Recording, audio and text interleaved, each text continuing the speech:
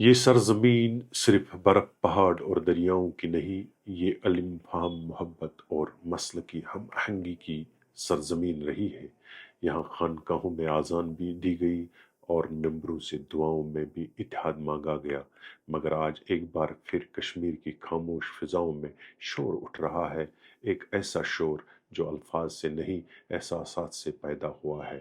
ایک طرف متحدہ مجلس علماء، جن کی آواز کو وادی میں دینی وحدت کا ستون سمجھا جاتا ہے، اور دوسری طرف مولانا عمران انصاری، جنہیں ایک جانی پہچانی مذہبی شخصیت اور سیاسی و مذہبی اثر رکھنے والا رہنما مانا جاتا ہے۔ مجلس علماء نے ان کے خلاف سماجی بائیکاٹ کا اعلان کیا۔ کہا گیا کہ ان کے بیانات امت کی اتحاد کو نقصان پہنچا سکتے ہیں، لیکن کیا صرف بائیکاٹ ہی کافی ہے، یا اب وقت ہے کہ ہم مکالمہ، معافی، وفامت کی طرف بڑھیں؟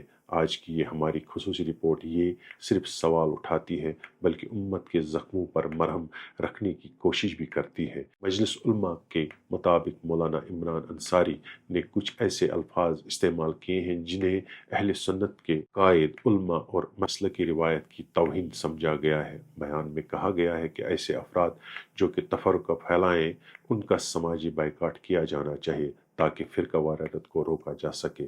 مولانا عمران رضا انصاری یا ان کے حامیوں کا موقف دوسری جانب انصاری صاحب کے قریبی حلقوں کا کہنا ہے کہ ان کے بیانات کو سیاق و سیاق سے ہٹا کر پیش کیا گیا۔ ان کا مقصد کسی کی آزاری یا اباہیت نہ تھی، بلکہ وہ اپنی مسلک کی تشریح بیان کر رہے تھے۔ اگر اس الفاظ سے کسی کو دکھ پہنچا ہے تو باہمی بات چیت ہی سے حل ہو سکتی ہے۔ غلطی اور معافی دونوں کی گنجائش اسلام صرف سچ بولنے کی تعلیم دیتا ہے۔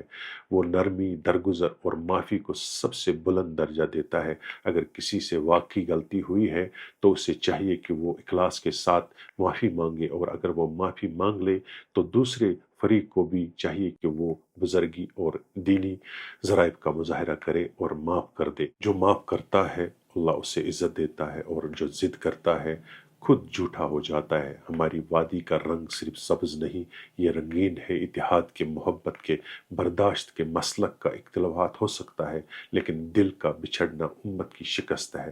ہم نے دیکھا ہے کہ جب کشمیر جل رہا تھا تو مسلک نہیں دیکھا جاتا تھا، بس مسلمان بھائی کہہ کر چھپایا، بچایا اور دفنایا جاتا تھا۔ تو پھر اب کیوں لفظوں کے تیر چلائے جا رہے ہیں، کیوں داڑیاں ڈالی جا رہی ہیں، جبکہ ہمارے نبی صلی اللہ علیہ وسلم نے فرمایا بہترین مسلمان وہ ہے جس کے ہاتھ اور زبان سے دوسرا مسلمان محفوظ رہے۔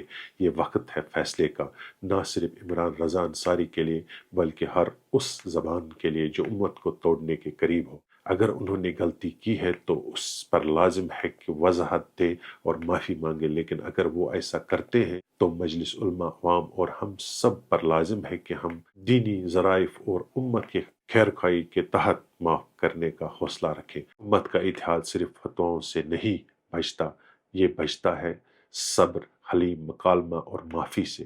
ہم ایک دوسرے کو ہرائیں نہیں بلکہ امت کو جتائیں۔ میں میر الطاف، کیمرہ مین مصعب فیاض کے ساتھ ٹی وی کے لیے۔